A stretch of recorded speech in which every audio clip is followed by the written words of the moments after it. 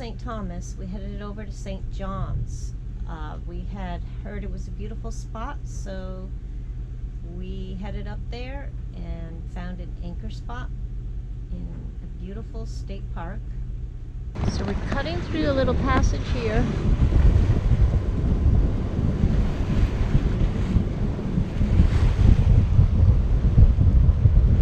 To get over to St. John.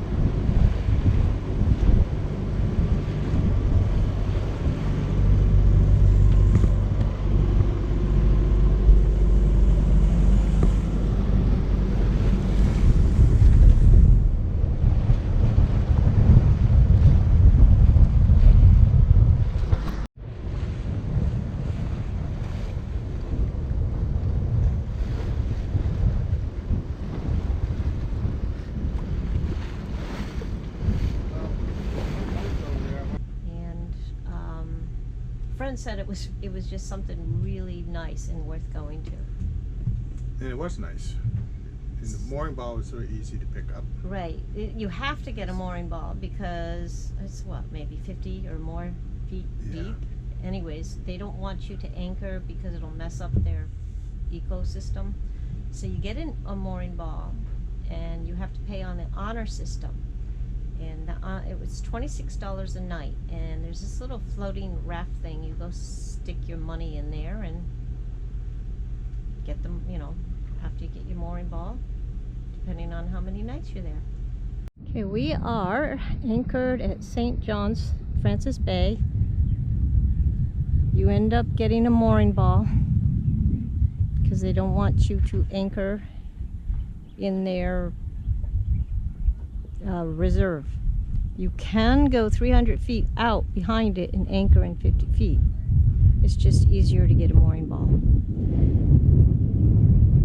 And you pay, it's $26 for overnight. And you pay, actually you pay, there's a little raft over there. You pay money there. And Maho Beach, Maho Bay, over this way, somewhere, has good snorkeling and maybe even a good food truck. Who knows?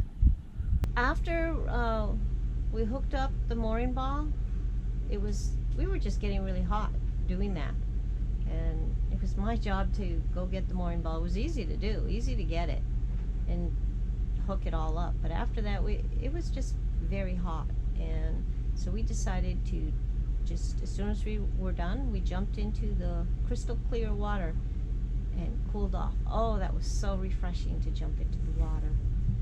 And then we noticed we were getting stings, but it was beautiful clear water. And I do remember my friend saying that they had been there maybe, you know, several days beforehand, and there were a lot of jellyfish, and she got stung, but it was in a different area. She was in Maho Bay and we were in Francis Bay, something like that. And so we got out right away. And then I started looking down at the water, and we had to wash off to get the jellyfish off. But yeah, I'm looking to see if I can see jellyfish, and I can't. But then I notice I'm watching what looks like standard small bubbles, like the tip of my fingers floating by. And it looked like, and there was a little bit of chop on the water, not much, but enough to kick up that type of bubble in the salt water. But I'm watching, I'll sit and watch one bubble for a while, and it never popped or went away. So finally we figured out that those jellyfish were these little itty bitty tiny ones that look like bubbles in the water. Yep, so that was no swimming off the boat. But later that day, we went into closer to shore and went snorkeling there, and there were no jellyfish. Yeah, there's a reef of some fairly sort. popular beach. Yeah. In there, and so we went in and dinghied in, and yeah, there's some little bit of reefs to snorkel around. So we went snorkeling and cooling off in the water over there. It wasn't far from the boat, not even a mile, I think. Maybe no, a you mile. could. No, I don't know. You could see it. It wasn't far. But maybe all the people scared the jellyfish yeah, who away. knows? There were no jellyfish over there, so it ended up being a good place to go hang out and cool down. So we went snorkeling over here.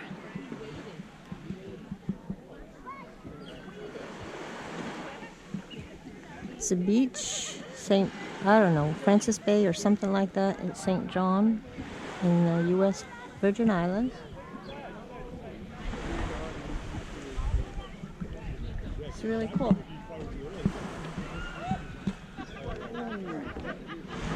Looks like it might be rain over there.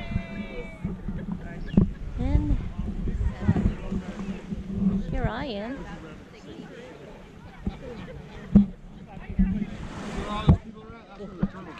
And there's Dave. So we left the next day to go over to St. Martin, and it ended up being an overnight sail. It was beautiful to start, and it ended up being pretty rough. And the waves, they crashed over the bow, and I guess we didn't realize the front hatch wasn't closed very well. So all the waves came over, crashing through, and of course they seep into the front cabin. Things get soaked. A lot of it got wet, but what we were fortunate about is a lot of it was covered in plastic. So this wasn't the first time this has happened. No, it was. This I think the third time.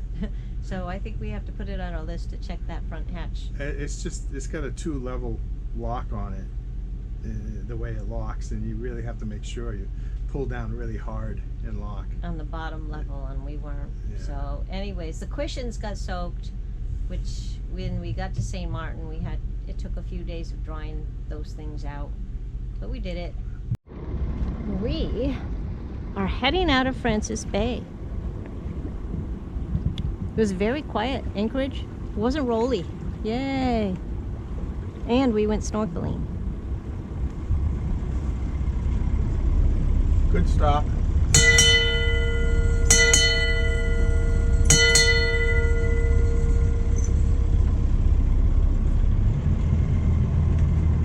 Good snorkeling spots.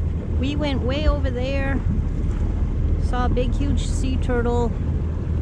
We did jump in the water right where we were. We had to be moored right there.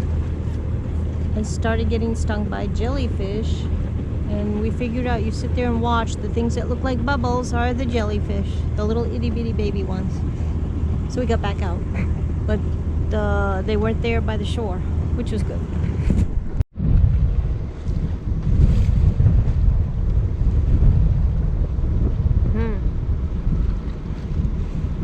These are beautiful, actually.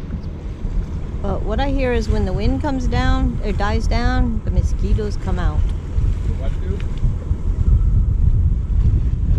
And the wind did not die down, so we were all set, but it didn't matter. It was so hot. We had to have air conditioning on.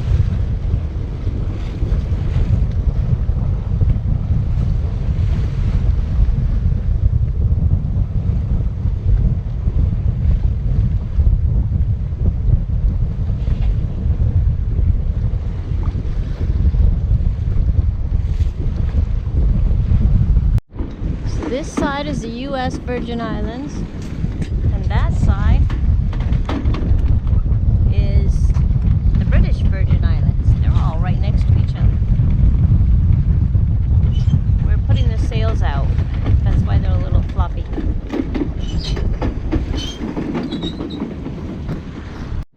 All right, looks like we got a northeast wind. And hopefully this stays with us the whole way. We'll be able to sail.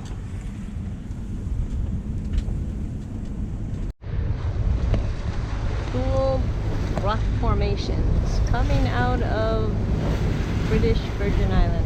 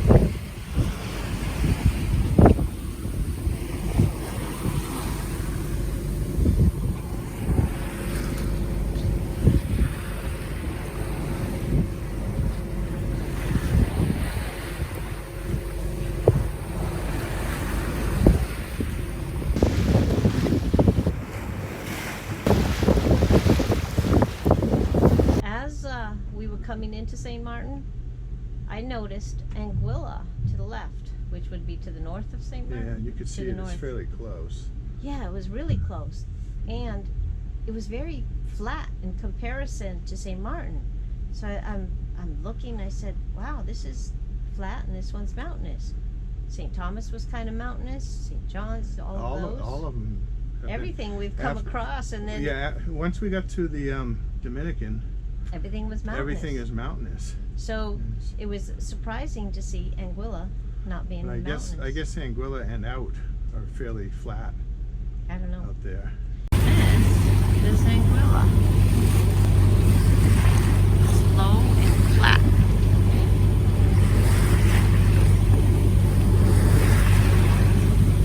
Compared to St. Martin.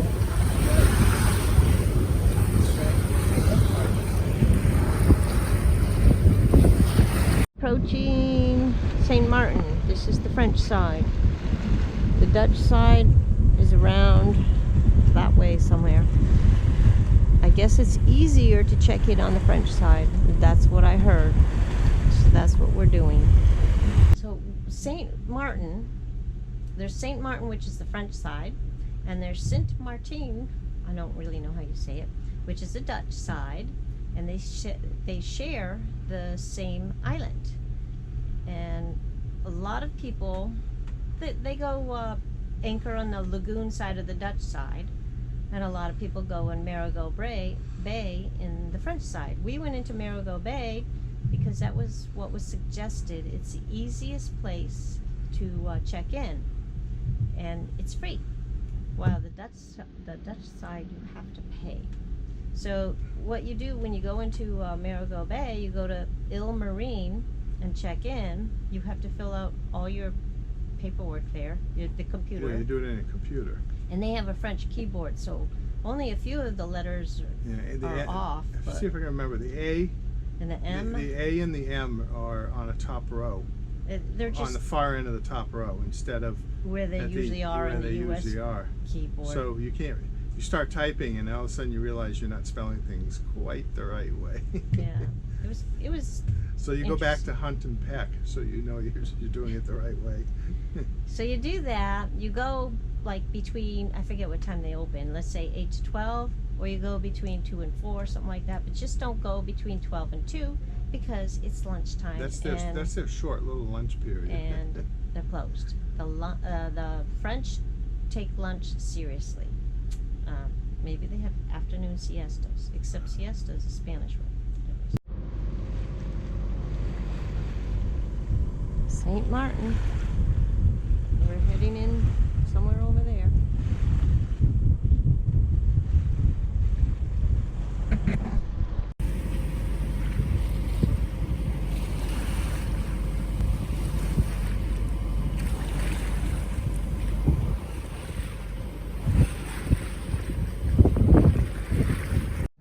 St. Martin, Anchorage, the French side.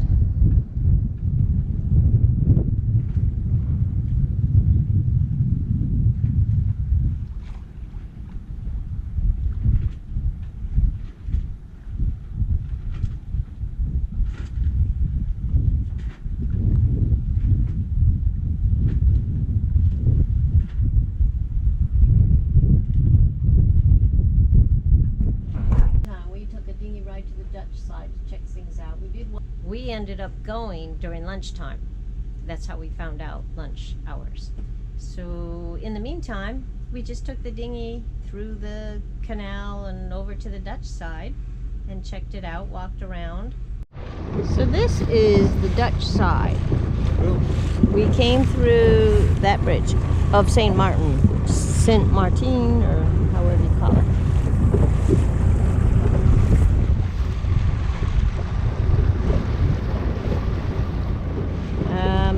Thinking maybe this is the lagoon people have to go through to get service with their boats or something, and it's tough.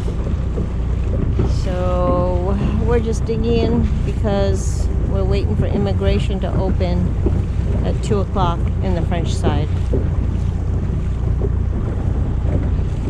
They take lunch off. And it's only 1 o'clock or something like that. And there's this place called Budget Marine where you can get some parts and stuff. So we walked around in there looking for a little while, and then the power went out. So On the whole island. well, on the whole Dutch side, The I whole guess. Dutch side. And they run by generators, and we had to leave. And he said we could stay as long as we knew where everything was, but it was pitch black in there. We didn't know where anything was. Yeah. So he said we'll come back the next day.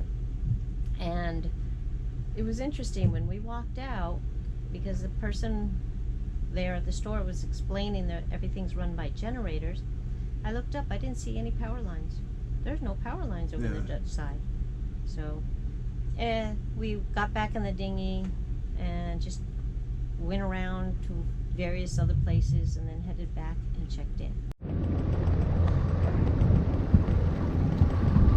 This seems to have, like, Budget Marine at this building seems to be a good stopover to get parts. So we're going to come back. Their generator, where the power went out, generator went out. So we'll come back tomorrow.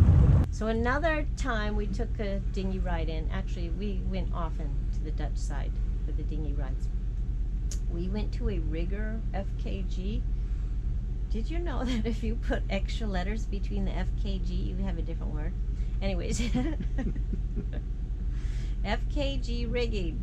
We hired a rigger to come out and to let. I'll let you say that one. Our anemometer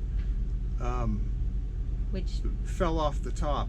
which we talked about before. The wind instrument on the top of the mast unit fell. It was still being held on with the cable, and I do have a Windex up there, one of those little pointers, and it fell right on top of my Windex. So it took both of my wind direction methods out. Although we have years of sailing and racing, we just went and tied some Yarn some yarn to the stays, and so I had some wind indication. We are in St. Martin on the Dutch side, and we just had to go down here looking for something, but haven't found what we needed, except we did sign up for riggers. See if they come fix the wind indicator on it so that we can see what we're doing here. I think we have to hang around an extra day for that, but oh well. The French side, we were waiting for immigration, so we went to the Dutch side to go to the Budget Marine shops. Now we're heading back to go check in. Well, we sent the rigger up, and he said that the aluminum block that holds it on had cracked in half, and half of it went into the ocean. So we just had him bring down the instrument and leave the cable, because we were going to upgrade to the B&G at that point, and use the old cable to haul down the new one. Power company itself, but it's actually the government's fault for just not being smart with their finances and getting shit done properly. Imagine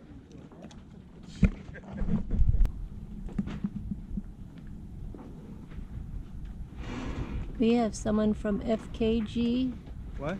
Oh. Dutch side of St. Martin, going up to fix our anemometer. Either cut it off because it's probably broken, or reattach if it isn't. We'll see. We'll find out when he gets there. He's also doing putting a new block and halyard lines up there for us. Hi, we're sitting here at St. Martin, and we just had the rigger come out, and because my anemometer was hanging down, and we got a rough crossing, and it came down and sat right on top of the Windex. So I had use of neither one. And so we had some halyards, pulleys, blocks that needed to be put up. And so he did that. And then while I was up there, he checked this out, and he said the bracket that holds it on is split right in half. Even though we just had this repaired and an exorbitant amount of money, we're going to hold off, not look for that bracket, because I want to upgrade to the B&G wind instrument package, and they didn't have any in stock on this island, so we may have to wait till we get down to to Martinique or down to Grenada. One of the days we noticed a really cool tall ship in the harbor, so I took some pictures. I thought it was neat. What was your first name?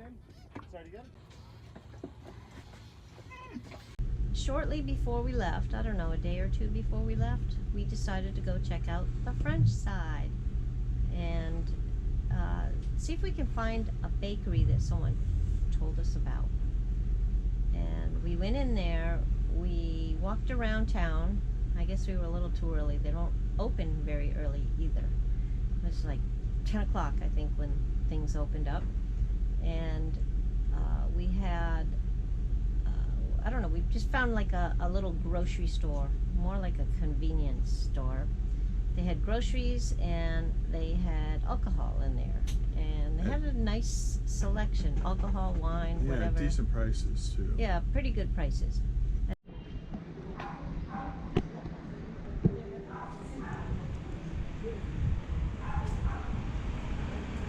This is early in the morning, so not a lot is open, but this is maybe the downtown area of St. Martin, the French side.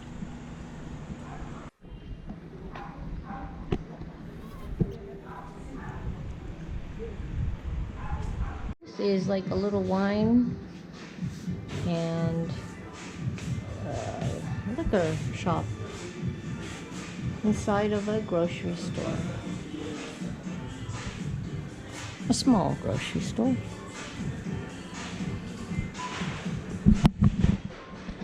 And then we went looking some more for that bakery and found a really cool wine shop. They had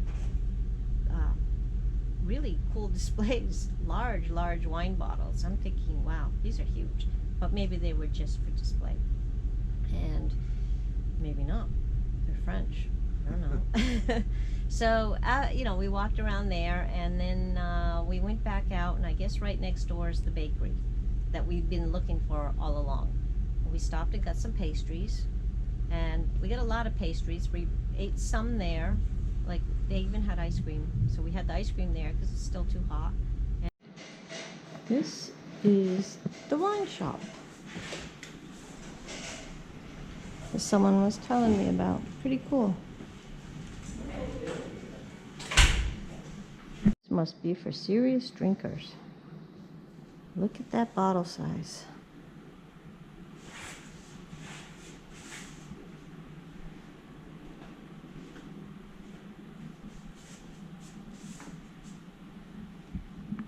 And then we headed back to the dinghy, and on our way from the dinghy to the stores and back to the dinghy, there was this like little marketplace in the center area there, like a park close to the dinghy dock, that had a lot of vendors selling things. And it had rained, but we just stopped and looked around, and that was it.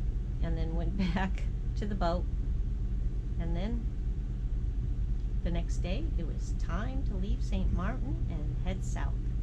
So they have all these little vendor booths, vendor tents. Just had a little passing rain shower, so some of them covered up. A bunch of ladies' clothing.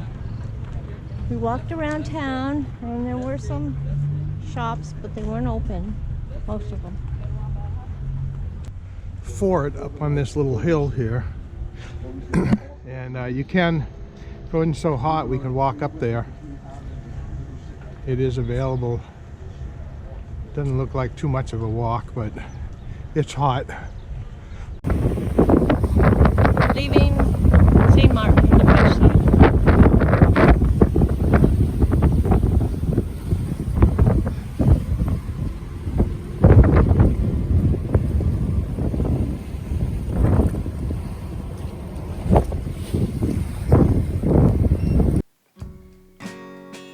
We want to say thank you to all of our viewers who have subscribed and commented. We appreciate your support and feedback. If you haven't already, please like and subscribe and hit the notification bell. This really helps us build our channel up so we can keep bringing you more videos.